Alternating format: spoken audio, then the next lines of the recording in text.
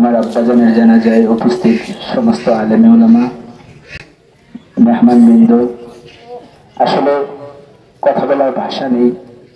আমার আব্বা আমাদেরকে কি পরিমাণ আদর করতেন এটা বলা যাবে না। ঐতিহ্যবাহী কামাল্লা দরবার শরীফে বর্তমান পীর সাহেব কেবলা আল্লামা আলহাজ মাওলানা শাহ আবু নাসর মোহাম্মদ সাইফুর রহমান খন্দকার।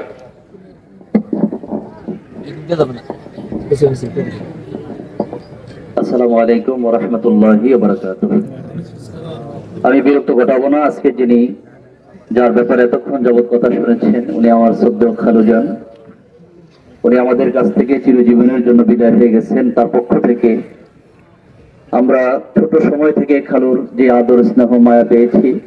উনি অত্যন্ত নরম তবিয়তের মানুষ। যে কথা আপনারা সকলেই অবগত আছেন, অত্যন্ত নরম তবিয়তের।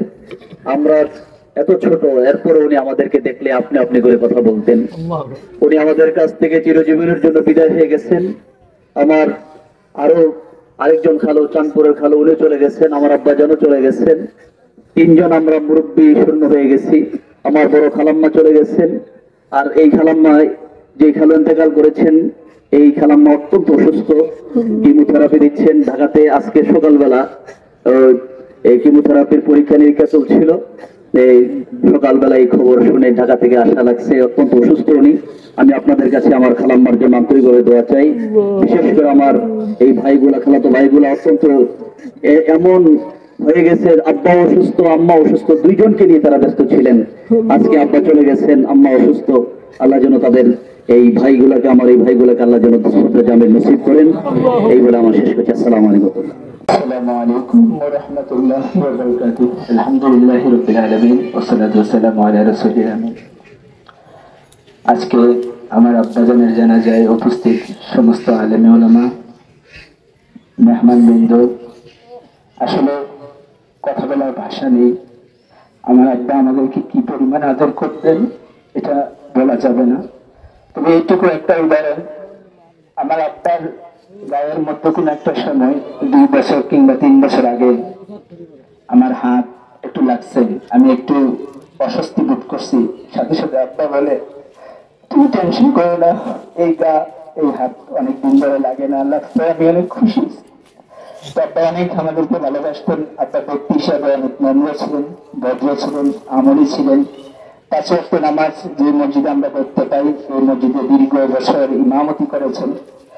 অনেক সময় অপেক্ষা করতেন, মুসল্লিদের অপেক্ষা করে তিনি নামাজ আদায় করতেন। এই ঈদগাহে আব্বা নামাজ আদায় ইমামতি করতেন, আমি এভাবে মাইক ধরতাম, আব্বা আলোচনা করতেন। আমাদের জন্য অনেক দোয়া করেছেন। একটা কথা না বললেই নয়, আমার চাকরিতে অনেকেই খুশি, সকলকে ধন্যবাদ জানাই। তবে আমার যোগ্যতা আসলে কিছুই না, আমি এটা মনেও করি না, কারণ এটা দীর্ঘ প্রতিযোগিতার ব্যাপার ছিল। শুধুমাত্র আমার একটাই সম্বল ছিল, আমি ভয়ও পাইতাম না, টেনশনও করতাম না। আমার আব্বা বলেই দিত, বলতো প্রত্যেকটা পরীক্ষার সময় বলতো, তুমি দুনিয়া আখেরাতে কোনো পরীক্ষায় তোমাকে কেউ আটকাতে পারবে না। আসলে এই দোয়াই আমার বড় সম্বল। আপনারা সবাই খাস দিলে আমার আব্বার জন্য দোয়া করবেন। আমার আব্বা দীর্ঘ 72-75 বছর ধরে এই এলাকায় চলাফেরা করছেন। বাজারে হাটে আব্বা নিজেই বাজার করতেন যতদিন সুস্থ ছিলেন।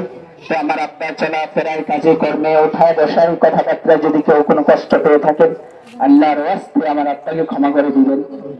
আর যদি কোনো পানা জানা থাকবে আমাদের সাথে যোগাযোগ করবেন, আমরা অবশ্যই আদায় করার চেষ্টা করব। আল্লাহ তাআলা আমাদেরকে কবুল করুক, তৌফিক দান করুক। আর একটা দোয়া চাই, আমার আম্মা অসুস্থ, আমার আম্মার জন্য খাস করে দোয়া করবেন। আসসালামু আলাইকুম। আল্লাহু আকবার।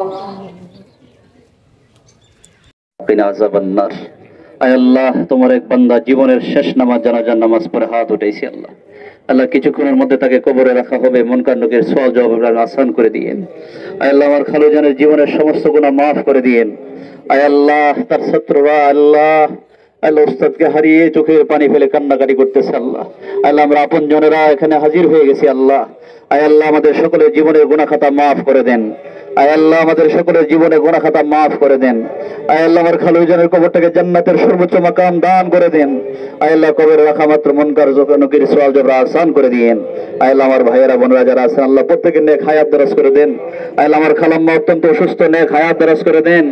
আয় আল্লাহ আমার মা খালা যারা আছে প্রত্যেককে আপনি সুস্থতার নেয়ামত দান করে দেন। এই জানাজার নামাজে যারা শরীক হয়ে গেছে প্রত্যেককে আপনি কবুল করে নেন। প্রত্যেকের বংশধরের কবর আযাব আপনি মাফ করে দেন। ربنا تقبل منا بحق لا إله إلا الله محمد رسول الله